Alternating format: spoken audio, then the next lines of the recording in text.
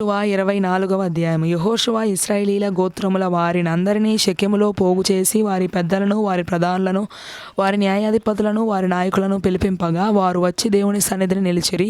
యెహోషువ జనులందరితో ఇట్లనెను, ఇశ్రాయేలీయుల దేవుడైన యెహోవా చెప్పునదేమనగా, ఆదికాలము నుండి మీ పితరులు అనగా అబ్రహామునకును నాహోరుకును తండ్రి అయిన తెరహు కుటుంబీకులు నది యూఫ్రటీసు అద్దరిని నివసించి ఇతర దేవతలను పూజించిరి. అయితే నేను నది అద్దరి నుండి మీ పితరుడైన అబ్రహామును తోడుకొని వచ్చి కనాను దేశం అంతటా సంచరింపజేసి అతనికి సంతానమును విస్తరింపజేసి అతనికి ఇస్సాకును ఇచ్చితిని. ఇస్సాకునకు నేను యాకోబు ఏశావులను ఇచ్చితిని. శేయీరు మన్యములను స్వాధీనపరచుకున్నట్లు వాటిని ఏశావుకి ఇచ్చితిని. యాకోబును అతని కుమారులను ఐగుప్తులోనికి దిగిపోయిరి. తరువాత నేను మోషే అహరోనులను పంపి దాని మధ్యను నేను చేసిన క్రియల వలన ఐగుప్తీయులను హతము చేసి మిమ్మల్ని వెలుపలికి రప్పించితిని. నేను ఐగుప్తులో నుండి మీ తండ్రులను రప్పించినప్పుడు మీరు సముద్రపు నొద్దకు రాగా ఐగుప్తీయులు రథములతోనూ రౌతులతోనూ మీ తండ్రులను ఎర్ర సముద్రము వరకు తరిమిరి. వారు యెహోవాకు మొరపెట్టినప్పుడు ఆయన మీకును ఐగుప్తీయులకును మధ్య చీకటి కల్పించి సముద్రమును వారి మీదికి రప్పించి వారిని ముంచివేసెను. ఐగుప్తు దేశంలో నేను చేసిన దాన్ని మీరు కనులారా చూచితిరి. అటు తర్వాత మీరు బహుదినములు అరణ్యములో నివసించితిరి. యొర్దాను అద్దరిని నివసించిన అమోరీల దేశమునకు నేను మిమ్మను రప్పించినప్పుడు వారు మీతో యుద్ధము చేయగా నేను మీ చేతికి వారిని అప్పగించితిని. మీరు వారి దేశమును స్వాధీనపరచుకొంటిరి. వారు మీ ఎదుట నిలవకుండా వారిని నశింపజేసితిని. తరువాత మోయాబు రాజును సిప్పోరు కుమారుడునైన బాలాకు లేచి ఇశ్రాయేలీయులతో యుద్ధము చేసి మేము శపించుటకు బెయోరు కుమారుడైన బిలామును పిలువనంపగా నేను బిలాము మనవి విననొల్లనైతిని.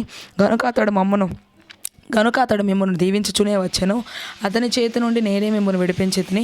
మీరు యొర్దాను దాటి యెరికో దగ్గరకు వచ్చినప్పుడు యెరికోకు యజమానులకు అమోరీయులు, పెరిజ్జీయులు, కనానీయులు, హిత్తీయులు, గిర్గాషీయులు, హివ్వీయులు, యెబూసీయులను వారు మీతో యుద్ధము చేయగా నేను వారిని మీ చేతికి అప్పగించితిని. మరియు నేను మీకు ముందుగా కందిరీగలను పంపితిని. నీ ఖడ్గము కాదు, నీ విల్లు కాదు గాని అవే అమోరీయుల రాజులను ఇద్దరిని తోలివేశెను. మీరు సేద్యము చేయని దేశమును మీరు కట్టని పట్టణములను మీకు ఇచ్చి ఉన్నాను. మీరు వాటిలో నివసించుచున్నారు. మీరు నాటని ద్రాక్ష తోటల పండ్లను, ఒలివ తోటల పండ్లను తినుచున్నారు. కాబట్టి మీరు యెహోవా యందు భయభక్తులు గలవారై ఆయన నిష్కపటముగాను సత్యముగాను సేవించుచు మీ పితరులు నది అద్దరిని ఐగుప్తులోను సేవించిన దేవతలను తొలగద్రోసి యెహోవానే సేవించుడి. యెహోవాను సేవించుట మీ దృష్టికి కీడని తోచిన యెడల మీరు ఎవరిని సేవించెదరో, నది అద్దరిని మీ పితరులు సేవించిన దేవతలను సేవించెదరో, అమోరీల దేశమున మీరు నివసించుచున్నారే వారి దేవతలను సేవించెదరో నేడు మీరు కోరుకొనుడి. మీరు ఎవరిని సేవింప కోరుకొనినను నేనును నా ఇంటి వారును యెహోవాను సేవించదము అనెను. అందుకు ప్రజలు యెహోవాను విసర్జించి ఇతర దేవతలను సేవించిన ఎడల మేము శాపగ్రస్తులమగుదము గనక ఐగుప్తు దేశమును దాసుల గృహములో నుండి మనలను మన తండ్రులను రప్పించి మన కనుల ఎదుట ఆ గొప్ప సూచక క్రియలను చేసి మనము నడిచిన మార్గములన్నిటిలోనూ మనము వెళ్ళిన ప్రజలందరి మధ్యను మనలను కాపాడిన యెహోవాయే మన దేవుడు. యెహోవా ఆ దేశంలో నివసించిన అమోరీయులు మొదలైన ప్రజలందరూ మన ఎదుట నిలవకుండా వారిని తోలివేసిన వాడు. యెహోవానే సేవించదము, ఆయననే మా దేవుడని ప్రత్యుత్తరం ఇచ్చిరి. అందుకు యెహోవా పరిశుద్ధ దేవుడు, రోషము గల దేవుడు. ఆయన మీ అపరాధములను మీ పాపములను పరిహరింపని వాడు. మీరు ఆయనను సేవింపలేరు. మీరు యెహోవాను విసర్జించి అన్ని దేవతలను సేవించిన యెడల ఆయన మీకు మేలు చేయువాడైనను మనసు త్రిప్పుకొని మీకు కీడు చేసి మిమ్మల్ని క్షీణింపజేయను అనగా జనులు అట్లు కాదు, మేము యెహోవానే సేవించదమని యెహోషువతో చెప్పిరి. అప్పుడు యెహోషువ మీరు యెహోవానే సేవించదమని ఆయనను కోరుకున్నందుకు మిమ్మల్ని గూర్చి మీరే సాక్షులై ఉన్నారనగా వారు మేము సాక్షులమే అనిరి. అందుకు అతడు అలాగైతే మీ మధ్యనున్న అన్య దేవతలను తొలగద్రోసి ఇశ్రాయేలీల దేవుడైన యెహోవా తట్టు మీ హృదయమును త్రిప్పుకొనడని చెప్పాను. అందుకు జనులు మన దేవుడైన యెహోవానే సేవించదము, ఆయన మాటయే విందుమని యెహోషువతో చెప్పిరి.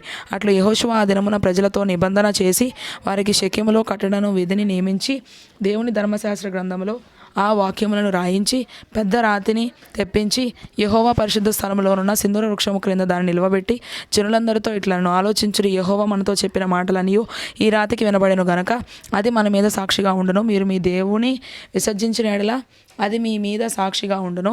అప్పుడు యెహోషువ ప్రజలను తమ స్వాస్థ్యములకు వెళ్ళనంపెను. ఈ సంగతులు జరిగిన తర్వాత నూను కుమారుడును యెహోవా దాసుడునైన యెహోషువ 110 సంవత్సరముల వయసు గలవాడే మృతి నొందెను. అతని స్వాస్థ్యపు సరిహద్దులోనున్న తిమ్నత్సెరహులో అతడు ప్రాతిపెట్టబడెను. అది ఎఫ్రాయిమీయుల మన్యములోని గాయిషు కొండకు ఉత్తర దిక్కుననున్నది. యెహోషువ దినములన్నిటను యెహోషువ తరువాత ఇంకా బ్రతికి యెహోవా ఇశ్రాయేలీల కొరకు చేసిన క్రియలన్నిటిని ఎరిగిన పెద్దల దినములన్నిటను ఇశ్రాయేలీలు యెహోవాను సేవించుచూ వచ్చిరి. ఇశ్రాయేలీలు ఐగుప్తులో నుండి తెచ్చిన యోసేపు ఎముకలను షెకెములో అనగా యాకోబు 100 వరహాలకు షెకెము తండ్రి అయిన హమోరు కుమారుల యొద్ద కొనిన చేని భాగంలో వారు పాతి పెట్టిరి. అవి యోసేపు పుత్రులకు ఒక స్వాస్థ్యముగా ఉండెను.